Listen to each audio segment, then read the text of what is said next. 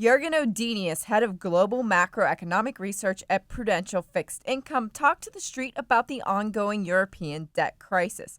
We dug right in and asked if there was the possibility of a Lehman-like moment in Europe. At this point, I'd say that possibility is actually quite limited. We would expect that we see a continued very high risk of a Greek exit, but we think that at this point, the euro area and most investors are largely prepared for such an event. I would add to that as of this moment in time, both Spain and Italy are solvent, and that suggests that they can comfortably, although sometimes maybe difficultly, remain in the euro area, but they will certainly remain in rather than out, as some observers have speculated. Next, we asked him to weigh in on Spain.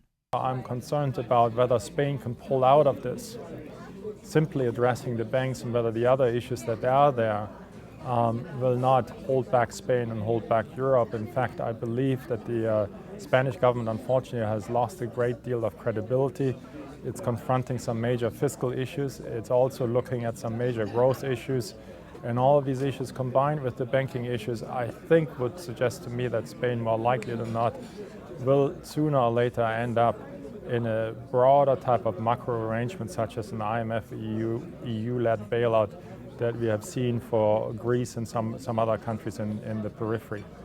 Finally, we asked him what needed to be done to put the crisis in Europe to rest. At this point, I think it's becoming readily apparent that Europe needs to start to move forward in earnest on a very credible blueprint on how to foster further integration to complement the monetary union with some form of fiscal or political / banking union to ensure that there is further financial and political integration.